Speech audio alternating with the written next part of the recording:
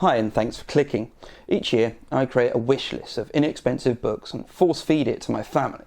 It means Christmas is a bit more predictable, hence I need to work on my surprise face, but a bit easier because I get the books that I want and can escape into. So if you're like me and really like ancient history or know someone that does, then hopefully the following books will give you a few clues, ideas or suggestions. I've decided to start with a book on the Spartans. Indeed, what could be more Christmassy than the Spartan festival of Diamastagosis, where Spartan youths attempted to steal cheese from an altar which was defended by older Spartans armed with whips.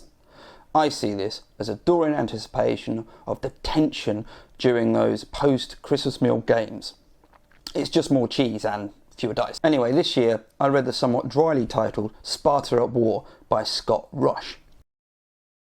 As you may have guessed from the title, it's quite specialised. If you wanted a more gentle introduction, I'd recommend The Spartans by Carthage, but don't let the fact that it's a niche book put you off. It'll give you a more in-depth understanding of the Spartan culture, away from the context of the Peloponnesian War, which is often where we encounter it most.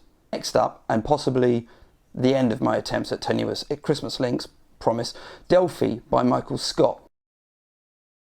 Delfi didn't just appear on the map, and Scott goes into why and how. Not only is it extensive in this regard, it also allows you the opportunity to build up your knowledge of Greece, away from the spotlight of Athens. Saying that, I feel somewhat guilty ignoring Athens, and I thought I'd mention a book I recommended last year. Lords of the Sea by John R. Hale. Two things set this book up nicely. Firstly, Hale is an expert in marine archaeology, and his love of all things naval comes across well. The book is full of interesting facts. For example, the Greeks had a word for the initial splash of the oar and the whoosh as it cut through the water. Secondly, he is closely associated and worked with Professor Donald Kagan, who is widely respected, particularly when dealing with the Peloponnesian War, which is when Athens' navy really comes into the fore. The product of this is that you have a great mix of practical naval developments and how this influenced both Athenian culture and the democracy. After all, those rowers were mainly citizens, and all of them voted. The next book couldn't be any more different to any of the previous ones if it tried. Catallus' Bedspread by Daisy Dunn deals with a Roman poet.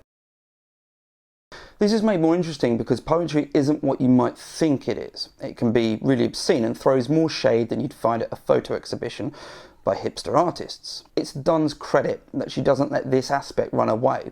The poetry is examined and used to get to know Catallus better rather than just simple titillation. The narrative which takes us through Catallus' short life is a great story in itself. Rude stuff aside, Dunn weaves these elements together for an engrossing, if not a bit shocking, read at times. We'll carry on with the Roman theme and recommend another one from last year. The First Ladies of Rome by Anneliese Friesenbusch gives a welcome perspective on how several women shaped Rome.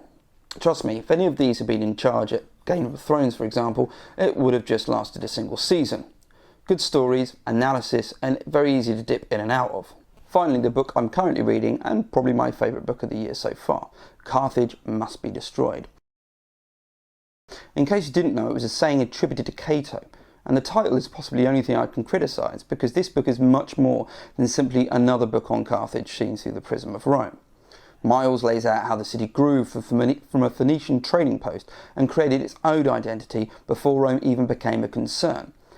It dealings with other cultures as well, on Sicily and Sardinia, with the Greeks. Even Alexander the Great had designs on it. Definitely worth reading. Buy it. I suppose it's only fair to share what's on the list I'll be sending to my relatives, families and friends and random strangers I've met. To start with, The Great Sea by David Abulafia. I'm really keen on expanding my knowledge outside of the normal Greece-Rome paradigm, and this book looks like it will do exactly that. Confronting the Classics by Mary Beard. I've heard very good things about this, and it sounds as if there'll be a lot of angles and aspects to which I'm either ignorant or simply not aware of. Finally, The Lost Plays of Greek Tragedy by Matthew Wright. This one falls outside of my normal remit simply because it's a bit more expensive, so I may well buy this myself. Again, it looks like a great opportunity to understand the gaps. In this case, these gaps refer to the plays which didn't survive in full. By understanding more about the ones that didn't quite make it in their entirety, it'll allow you to understand more about the ones that did.